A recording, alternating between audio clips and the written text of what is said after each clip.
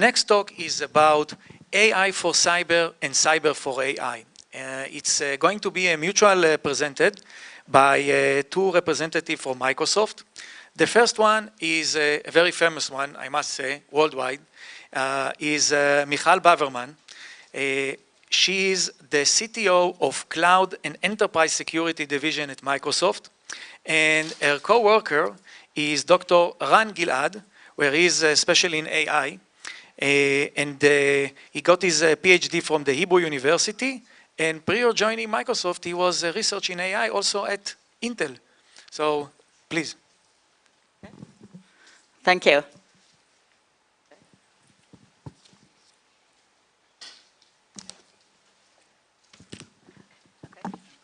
So, good afternoon, everybody. It's great to be here today. Good afternoon, Ran. Hi. So, I'm Michal, Braverman-Blumenstyk, probably the longest name. The speaker with the longest name. And I'm the CTO of Cloud and AI Security Division in Microsoft. And together with me today is Dr. Gilad-Bachrach, who is a leading AI researcher in Microsoft Research. And he has over 20 years of experience in AI and machine learning. So, Michal, you have been incorporating AI in cybersecurity for a long time now, starting from your days in your startup, and then when it got bought in with RSA, and now in Microsoft, where you're actually kind of acting as a mother of Azure Security Center. Yeah, so, it's my baby. It's your baby. Among others. A few others. So what have you, can you share with us some insights about the role of AI in cybersecurity? Sure, happy to. So first of all, my company, it's called Sayota, my startup company.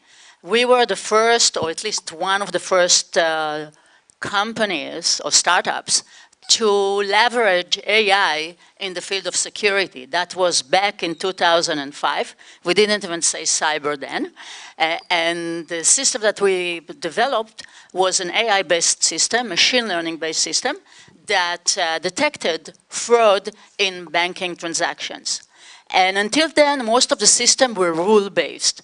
And we came very clearly to the, very fast to the conclusion that rule-based are not sufficient to detect fraud from a variety of reasons, because the hackers can easily detect the rules and can fly behind the rules, which means they fly below the detection rate, etc.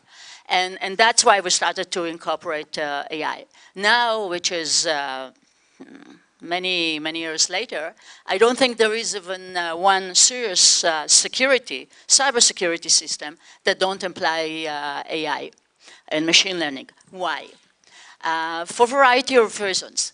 The main reason is that first we are dealing with unbelievable amount of data, and we are dealing with very sophisticated opponents. And just by analyzing all this data in the old-fashioned system does not make it anymore. So we need systems that will know how to analyze all this data, learn what they see, and make a decision. Of course, it's never just I'm not saying that humans are completely superfluous, but those AI-based systems are making the security operations much more efficient, because without those AI-based systems, they won't be able to handle the attacks. And as at Microsoft, for example, not only we are using AI and machine learning and variety of algorithm in machine learning in order to do detection, which is the common way. You probably heard a lot of lectures today about employing machine learning in detection and lateral movement, etc. But we are also we'll also leverage AI and machine learning for the prevention part. In other words, to reduce the attack surface, not only to detect new threats. And this is really relatively new in this area. Give you an example. For example, there is one of the techniques which is used in prevention, in other words, in hardening the system before any attack is even happening, is leveraging black or white lists. However, those systems are very difficult to configure, and humans, even very experienced humans, don't know how to do it. And then they create wrong white list or black list. And this is, of course, bad, and it later affects the detection, etc. So we have an artificial intelligence system that learn the pattern of usage and automatically generate white or black list, which later are used by another AI system in the detection rate. So without AI, I don't think we could fight effectively cybersecurity. We would have completely bombarded by useless alert information. We need the AI system to make sure that they learn what is effective and what is important and bring that to the top of the stack. And another thing that AI systems are doing that are they're totally reducing the false positive, which is a very bad problem for security system. Because if the security system is keep shouting wolf, wolf, then nobody will take seriously the alerts. So what are the main challenges today of integrating AI in cybersecurity? Many challenges. First of all, we have, as I said, very smart opponents, human opponents in front of us. And by the way, also AI-based hacking systems, which I'll discuss later. So this is one challenge. Another challenge is that in fraud, for example, when you develop fraud detection system, you have a lot of data in order to learn and to develop good AI systems. However, in cyber, and I'm talking about advanced attacks, it's very difficult to get the data in order to learn from. And the machine learning systems are as good as the data that you teach them. So if you don't have enough data in order to teach them, you have to be very creative of how to generate artificial data and also how to leverage both old-fashioned system and AI-based system in order to do it as well. Another challenge that we have, and it also relates to the input. AI system many times can be fooled by a very clever opponent, and they will try to feed it erroneous information, so the AI-based system will learn the wrong things. We saw it many times in non-security systems. For example, you probably heard about those bots that were supposed to have discussions, NLP, this natural language discussion, and after 24 hours became anti-Semitic or racist, etc., because that's what they learned from the opponent. And the opponent tried to teach them that. So we see many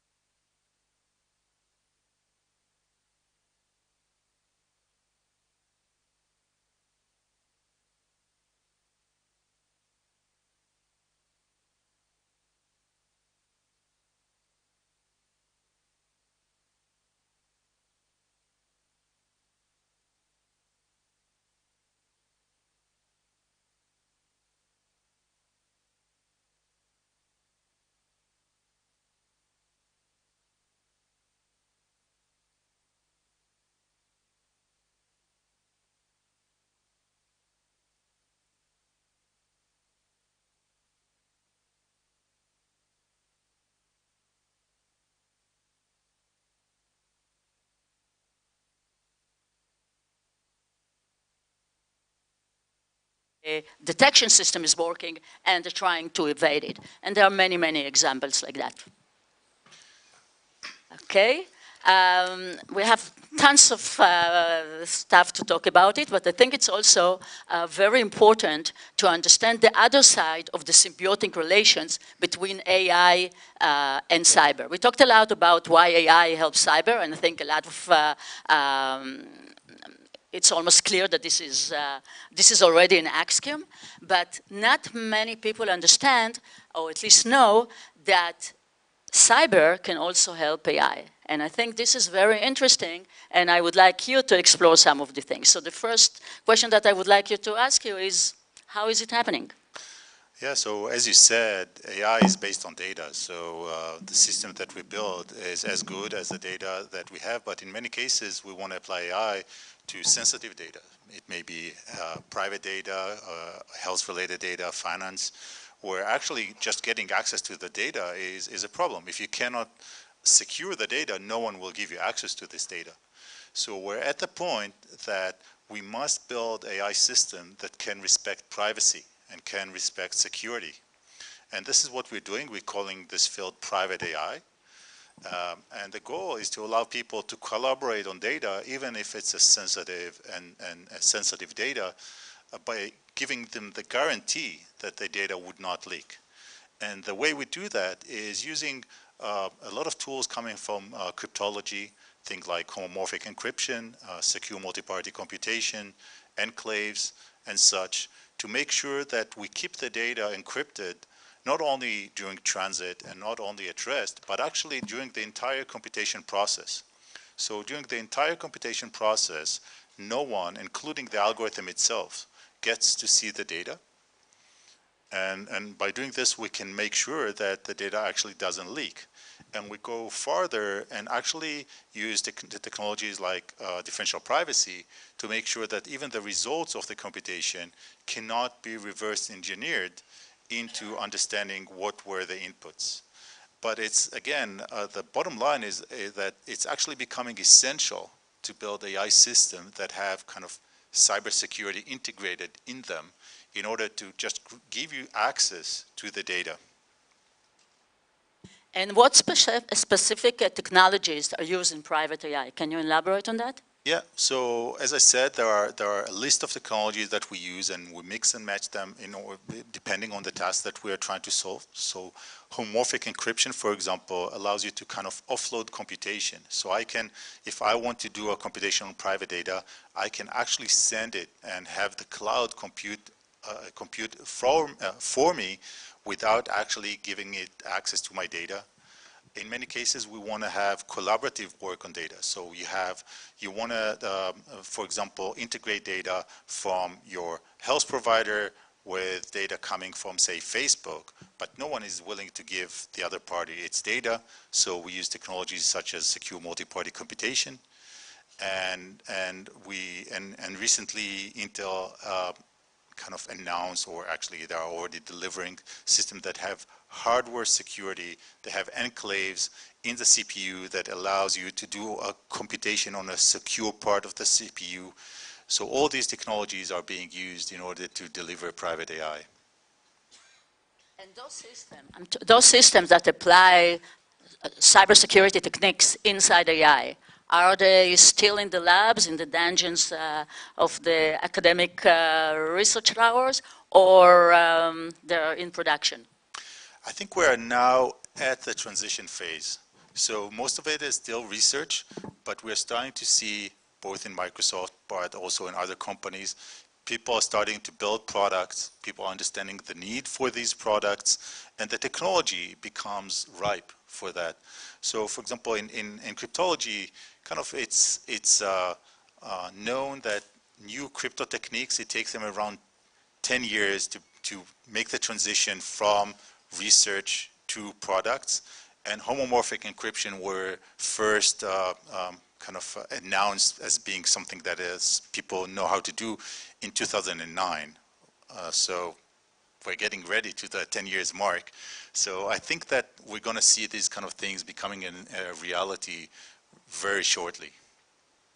I think what you said, it's a segue to another topic that I would like to focus on in this area. And it's the focus, and it's the role of the cloud. as I said before, I believe that, and I think that many of us believe, that AI is essential to security. But it's also important to understand the role of the cloud in providing security solution, and more than that, in helping AI-based systems to be much more effective. And I'll tell you what I mean, and this is also related to what Ran said. So the reason that the cloud is so essential, and why the development of AI-based system and cloud-based and systems that are both AI and cloud-based are much more effective, has different reasons. The first reason is the role of big data and the visibility. In the cloud, you have visibility to data from many, many tenants. So your system, it's the law of big numbers. It can learn not only from what happened on-premise on one company, but it can learn from many, many tenants, and therefore the learning is much faster and much more effective. In addition, because of the cloud, when we learn something, for example, we learned that there is a new type of threat, a new pattern of threat, a new pattern of fraud activity, etc. And we learn it because it was an attack on one tenant. Right away, in real time, we can protect all the other tenants. So the effectiveness of the learning is implied instantaneously, and it reaches much bigger number of protected entities, and therefore it's more effective. And in addition, the analytics that happen in the cloud, and again, it looks at many dimensions, both on what happened in each tenant, and then of course the tenant gives the AI system much more effectiveness. Of course, it brings up problems where the topics that Ran discussed, which is collaboration, it challenged the cloud, because collaboration is very, very important. But when we do collaborations, we many times don't want the partners that we collaborate with on the data to know the details of the data. We want to leverage their algorithm. We want to leverage their insights, but we don't want them to know what is the actual data, because we don't want to harm the privacy, which is exactly what Ran said. And therefore, the cloud is employing a lot of research activities like homomorphic cryptography and others, in order to make sure that we maintain the privacy while enabling all this deep analytics that is needed in order to solve this problem. So we ran out of time. I hope that we shared with you just the tip of the iceberg. Why, first of all, why we are very passionate on both these areas, cyber and AI, and how AI can help cyber, and how cyber can help AI. Thank you very much. Thank you.